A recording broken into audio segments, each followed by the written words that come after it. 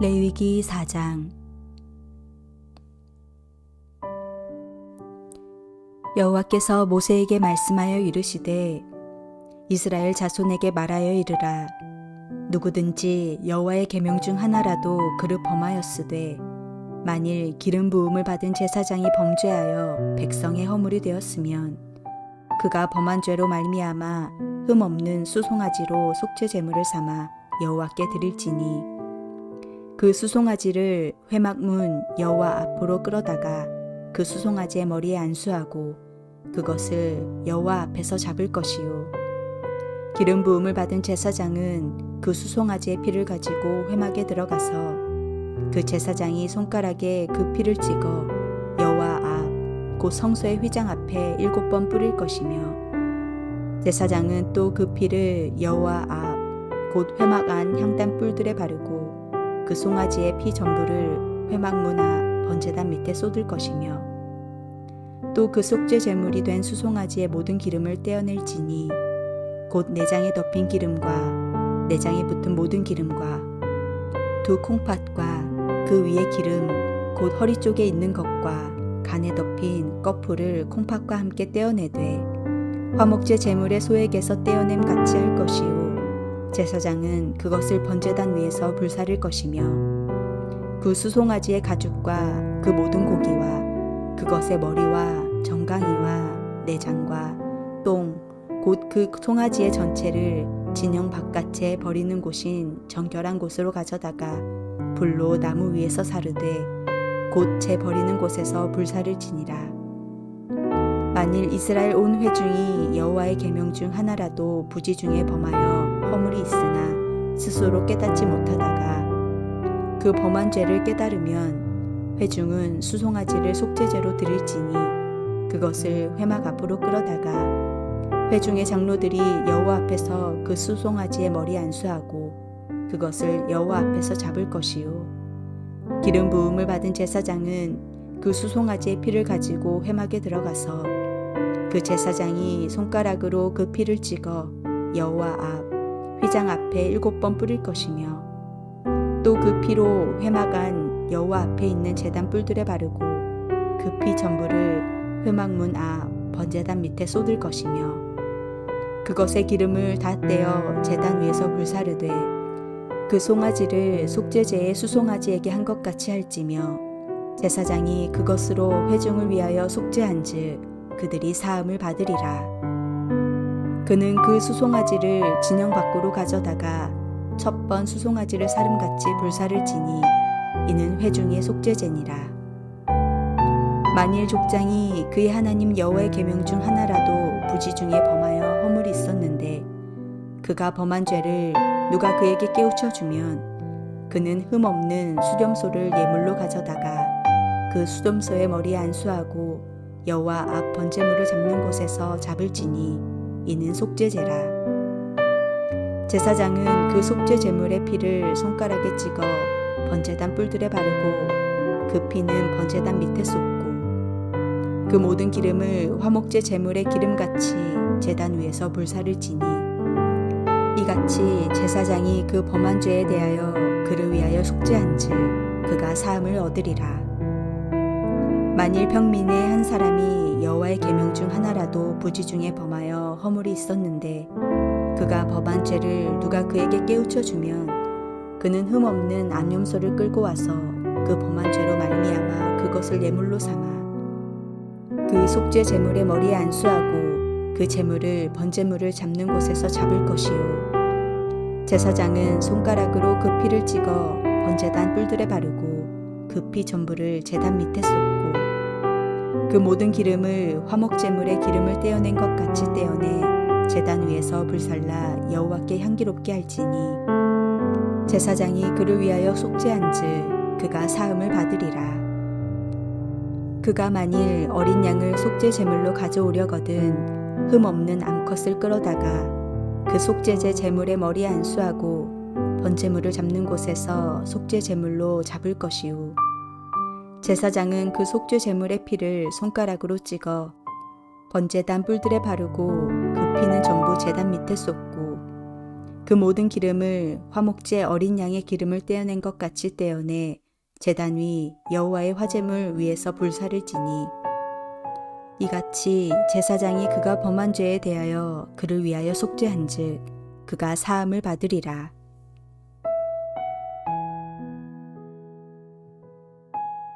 오늘 본문이 말씀하는 속죄제는 우리의 죄를 해결하기 위해 제물을 가지고 하나님 앞에 나와 나를 대신하여 제물을 드리는 것입니다. 이 속죄제는 우리 모두가 드려야 할 제사입니다. 우리는 모두 연약한 자들이기 때문입니다. 우리 중에 누구도 속죄제 없이 살아갈 수 있는 사람은 없습니다. 오늘 본문 2절에서 누구든지 여호와의 계명 중 하나라도 그를 범하였을 때라고 합니다. 3절에는 만일 기름 부음 받은 제사장이 범죄하여 백성의 허물이 되었으며 그가 범한 죄로 말미암아 흠없는 숫송아지로 속죄제를 삼아 여호와께 드릴지니라라고 합니다. 왜 숫송아지를 속죄제로 삼습니까? 사람을 죽일 수 없으니 동물을 대신 죽게 하는 것입니다. 아무리 작은 계명이라고 해도 하나님 앞에서는 큰 죄라는 말씀입니다. 13절에는 만일 이스라엘 회중이 여호와의 계명 중 하나라도 범하였으면 숫송아지를 잡으라고 합니다. 22절에는 만일 족장이 죄를 범하였으면 염소를 잡으라고 합니다. 27절에는 만일 평민의 한 사람이 죄를 범하였으면 암염소 한 마리를 잡으라고 합니다. 작은 죄지만 동물을 죽여 그 죄를 사하라고 말씀하시는 것입니다. 하나님 앞에서 우리는 우리의 죄가 작다고 자랑할 수 없는 것입니다. 본문 29절에서는 그 제물에 안수한다고 합니다. 안수하는 것은 나의 죄를 대신할 그 제물에 내 죄를 넘기는 것입니다. 그러기에 안수할 때는 입으로 고백해야 합니다. 나의 죄를 시인해야 합니다. 입술로 시인하여 나의 죄를 시인하지 않고는 제물을 드릴 이유가 없습니다. 그리고 나의 손으로 그 제물을 잡습니다. 그것은 분명히 그 죄에 대한 책임이 나에게 있음과 죄에 대한 해결도 나에게 있음을 말씀하시는 것입니다. 죄의 문제에 있어서 우리는 그 즉시가 참으로 중요합니다. 시간이 길어지면 자기 합리화가 내 마음속에 들어옵니다. 내가 무엇인가 잘못했는데 그것을 즉시 시인하지 않고 점차 시간이 주어지면 자연스럽게 그 죄를 희석시키고 누군가에게 죄를 전가합니다. 그러면서 점점 합리화시키게 되어 있습니다. 그러면서 자신조차 속게 되어 있습니다. 우리는 늘 죄에 대해 노출되어 있습니다. 그리고 죄에 대한 인식이 있습니다. 그럼에도 불구하고 우리의 인생은 죄를 가리려고 무단히 애쓰며 삶을 살아갑니다. 그 즉시 해결하지 않으면 나도 어찌할 수 없는 지경에 이르게 됩니다. 하나님께 예배를 드리는 전제 조건처럼 우리의 마음에 호소하고 있으십니다. 그 시간을 놓치지 마십시오. 그 죄는 즉시 해결되어야만 합니다. 그러기 위해서 우리의 의지와 결단이 필요합니다. 의지를 가지고 죄를 대적해야 하며 결단해야 합니다. 하나님께서는 우리가 죄를 짓는 존재임을 이미 아십니다. 또한 우리가 죄로부터 결코 자유하지 못한 존재임도 아십니다. 그러기에 우리가 죄를 짓고 하나님께 나아갈 때 결코 외면하지 않으시고 우리를 용서하시며 사랑으로 감싸 안으십니다. 결국 하나님께서 우리에게 원하시는 것은 죄를 짓지 않은 완전한 인생이 되는 것이 아니라 죄를 지을 수 없는 연약한 인생이지만 하나님의 은혜와 사랑을 붙잡고 포기하지 않으므로 회복되는 그 은혜를 놓치지 않는 것입니다. 하나님께서 우리를 사랑하시기 때문에 그렇습니다. 그럼에도 우리가 죄에 대해 늘 싸우는 것은 하나님의 자녀로서 당연히 해야 하는 훈련이기 때문입니다. 우리는 누구나 죄에 대해 자유할 수 없습니다. 어렸었다고, 상황이 그랬다고, 환경이 어쩔 수 없다고 죄에 대해 자유할 수 있는 것이 아닙니다. 내가 교회에 다닌다고, 직분이 있다고, 오늘 성령의 체험을 했다고 그것이 죄에 대한 해방을 가져다 주지 못합니다. 죄에는 크고 작음이 없습니다. 죄에는 죽을 죄 살 죄도 없습니다. 죄는 크던 작던 다 죄입니다. 따라서 크던 작던 죄는 분명히 해결되어야만 합니다. 분명히 알아야 할 것은 큰 죄라고 하는 것은 작은 죄에 대한 해결이 없이 그 죄들이 쌓여서 주어지는 것이지 갑자기 큰 죄가 따로 생기는 것이 아님을 알아야 합니다.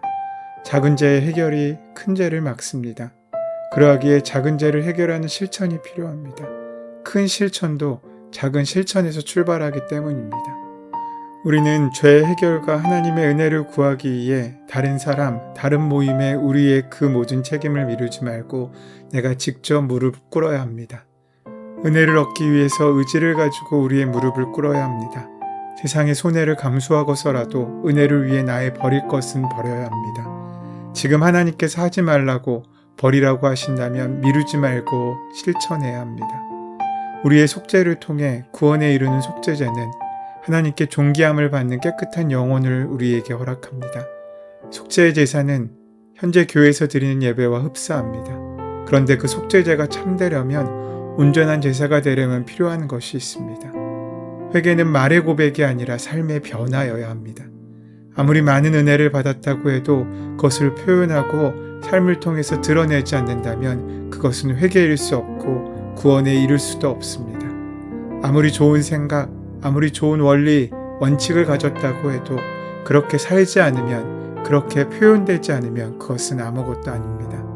아니, 그렇게 표현되지 않는 것은 그런 생각도 없다는 것을 우리에게 말하고 있기 때문입니다.